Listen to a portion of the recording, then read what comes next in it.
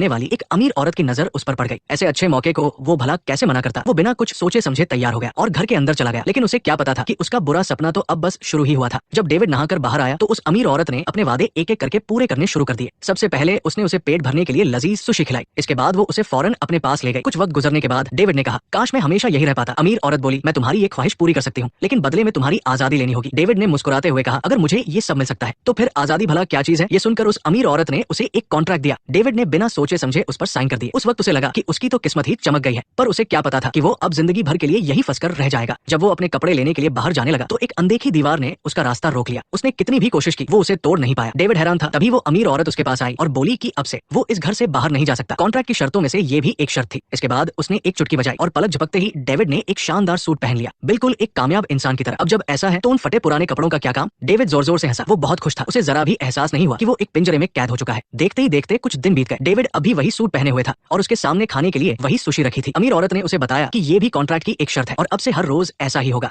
लेकिन देखते ही देखते 2 साल बीत गए। रोज रोज एक जैसी जिंदगी जीकर डेविड अब पूरी तरह सुन पड़ चुका था। उसे इस कॉपी पेस्ट वाली जिंदगी से नफरत होने लगी थी। इसलिए उसने पागलों की तरह कपड़े उतारे और उस औरत के पास जाकर कहा कि वो यहाँ से जाना चाहता है। इस पल उसे आजादी की असली कीमत समझ आई, पर अब बहुत देर हो चुकी थी। एक दिन एक माम बेटे ने बंगले का दरवाजा खटखटाया। औरत ने बताया कि उसके फोन की बैटरी खत्म हो गई है और वो अपना फोन चार्ज करना चाहती थी। शुरुआत में डेविड ने ज्यादा कुछ नहीं सोचा और उन्हें अंदर बुला लिया, लेकिन फिर उसने लड़के को ये कहते हुए सुना, ये बंगला कितना शानदार है, काश मैं यहाँ रह पाता। ये सुनते ही डेविड के मन में एक शैतानी ख्याल आया। उसने सोचा कि वो इस लड़के को अपनी जगह यहाँ फंसा देगा। बस फिर क्या था, उसने भी उस अमीर औरत की तरह लड़के को लुभाने के लिए तरह तरह के हथकंडे अपनाने शुरू कर दिए। उसे पता चला कि लड़के को गेम खेलना पसंद है तो उसने उसे सबसे नया गेमिंग कंसोल दे दिया। जब उसे भूख लगी तो उसे लजीज सुशी खिलाई। इस वक्त वो लड़का बिल्कुल डेविड की तरह ही था, जो इन सब चीजों को पाकर बहुत खुश और उत्साहित था। उसने कहा, काश मैं जिंदगी भर ऐसे ही खा पाता। उसे क्या पता था कि यही तो डेविड चाहता था। क्या मैं आज रात यहाँ रुक सकता हूँ? जरूर, क्यों नहीं, तुम मेरे मेहमान बनो। शुक्रिया। इसके बाद डेविड ने किसी तरह लड़के की माँ को वहाँ से हटाया और उन्हें आराम करने के लिए कमरे में भेज दिया। फिर वो खुद लड़के के साथ लिविंग रूम में गेम खेलने लगा। जब लड़का गेम खेलने में पूरी तरह डूब गया तब डेविड ने अपना प्लान शुरू किया। क्या तुम इतने बड़े घर में रहना चाहोगे? मैं तो कभी इतने बड़े घर में नहीं रहा। अगर मैं कहूँ कि ये मुमकिन है तो तुम क्या कहोगे? तुम यहाँ रह सकते हो, तुम गेम खेल सकते हो और तुम्हें स्कूल जाने की भी जरूरत नहीं है। ये तो मेरा सपना है।